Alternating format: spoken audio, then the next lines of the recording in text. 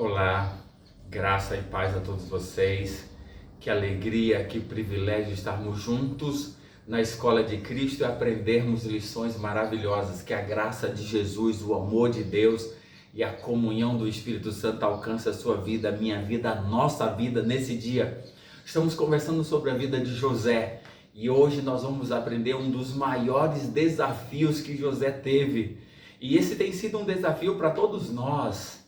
Todos nós precisamos compreender ao longo da história do cristianismo, e ainda hoje vai continuar, é um dos grandes desafios, mas José conseguiu, pelo poder de Deus, vencer. E esse foi um dos segredos para que José pudesse chegar ao topo, ao sucesso. Então nós precisamos aprender com José. Para isso nós vamos orar nesse instante, vamos orar para aprendermos nesse instante sobre a vida desse grande homem. Amado Deus, querido Pai, estamos na Tua presença, que o Santo e Bom Espírito nos ilumine para compreendermos essas verdades da Tua palavra. Sem Ti nada somos, ajuda-nos, Senhor, em Teu nome, por Jesus. Amém.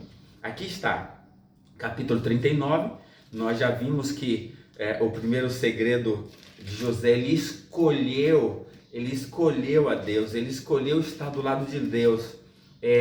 Quando o texto de Isaías diz: buscar-me-eis e me acharei quando me buscarem de todo o vosso coração, José buscou a Deus profundamente. Ele decidiu que era a única coisa que ele tinha agora de certeza e de segurança, era a presença de Deus. Não tinha mais o pai, não tinha mais a proteção do seu lar. Então ele decidiu: não, eu não vou abandonar a Deus. Ele decidiu criar um relacionamento profundo com Deus, mesmo em meio a uma cultura. Agora ele estava no Egito, uma cultura de adoração a vários outros deuses, vários outros ídolos, e ele como escravo, mas mesmo assim ele decidiu fazer a vontade de Deus unicamente.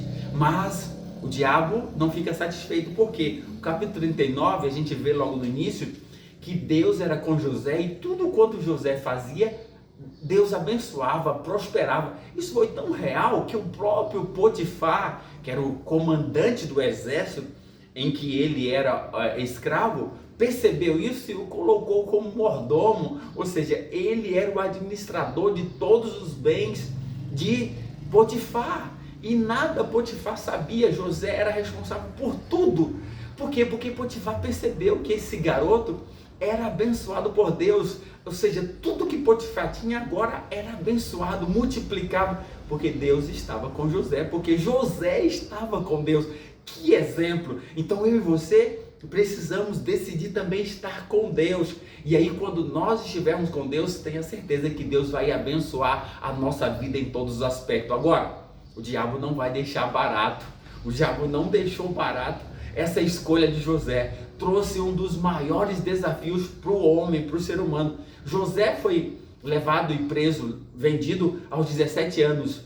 Chegou à casa de Potifar. José possivelmente estava ali entre 23 e 24 anos, sabe, na sua flor da idade, cheio de hormônios, cheio de, sabe, de força. E aí o texto bíblico no capítulo 39, no verso 6, vai dizer assim, narrando no finalzinho: Potifar tudo o que tinha confiou às mãos de José, de maneira que, tendo-o por mordomo, de nada sabia, além do pão que se alimentava. José, olha aqui como o texto faz questão, termina: José era formoso de porte e de aparência, ou seja, José era educado, sabe, polido e bonito, era formoso, era muito bonito. Então esse jovem de 22, 23, 24 anos, cheio de capacidade, inteligente, mas era bonito. Agora vem o problema, olha só, agora aqui no verso 7, aconteceu depois dessas coisas que a mulher de seu senhor, a mulher de Potifar, pôs os olhos em José e lhe disse: deita-te comigo. Ele, porém, recusou e disse à mulher do seu senhor: tem-me por mordomo o meu senhor, e nada sabe do que há em casa, pois tudo que tem passou ele às minhas mãos. Ele não é maior do que eu nesta casa, e nenhuma coisa me vedou senão a ti, porque és sua mulher. Como, pois, cometeria eu tamanha maldade contra Potifar e pecaria contra Deus? Falando ela a José todos os dias e não lhe dando ele ouvido para lhe deitar com ela e estar com ela. Sucedeu, pois, certo dia, verso 11, sucedeu, pois, certo dia, veio ele, José, à casa para atender os negócios e ninguém da casa se achava presente. Então ela o pegou pelas vestes e lhe disse: deita-te comigo. Ele, porém, deixando as suas vestes nas mãos dela, saiu fugindo para fora. Vendo ela que ele fugira para fora, mas havia deixado as vestes nas mãos dela, chamou pelos homens da sua casa e lhe disse: vede, trouxeste meu marido, este hebreu, para insultar-me, veio até mim para deitar comigo, mas eu gritei em alta voz, ouvindo ele que eu levantava a voz e gritava, deixou as vestes ao meu lado e saiu, fugindo para fora. Conservou ela junto de si as vestes dele, até que seu senhor Potifar tornou a casa. Então lhe relatou segundo a mesma palavra e disse: o servo hebreu que trouxeste veio ter comigo para insultar-me. Quando, porém, levantei a voz e gritei, ele, deixando as vestes ao meu lado, fugiu para fora. Tendo o Senhor ouvido ao Potifar as palavras da sua mulher, como lhe tinha dito, desta maneira fez o teu servo. Então se lhe acendeu a ira, e o Senhor então lhe acendeu a ira, isso Potifar, e o Senhor de José o tomou e o lançou no cárcere, na prisão, no lugar onde os presos do rei estavam encarcerados, e ali ficou ele na prisão. Sabe, aqui está. Na verdade, Potifar compreendia que José era uma pessoa muito boa e que era abençoado por Deus, porque a sorte de um escravo que fizera isso aqui, que foi relatado pela esposa de Potifar, era para ser morto. Mas Potifar sabia que José era diferente.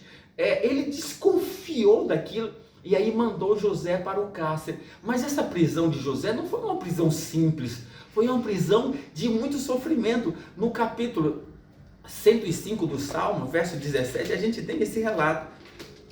O capítulo 105 de Salmo, 105, o verso 17, a gente tem esse relato de como foi a vida de José. 105, verso 17, vai dizer assim, adiante deles enviou um homem, José, vendido como escravo, cujos pés apertaram com grilhões, a quem puseram em ferros. Ou seja, a prisão de José não foi uma prisão simples, era uma prisão que era massacrava, doía, era muito sofrimento. Os seus pés foi preso em grilhões, em ferros, muito sofrimento.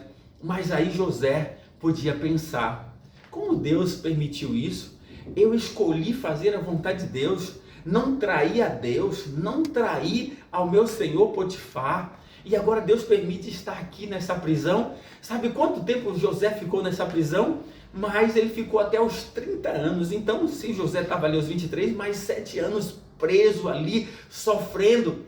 Mas sabe, queridos, aqui está o segredo. Deus não abandona os seus filhos. Por quê? Porque os seus filhos também, quando esses decidem não abandonar Deus. Sabe por que José conseguiu vencer esse que é um dos grandes desafios? Que é a prostituição, que é deitar-se com uma mulher que não é a sua esposa, que você não está prometido a ela, que você não está comprometido, não é casado. Isso é algo contrário à vontade de Deus. E José disse: como pecaria contra o meu Deus?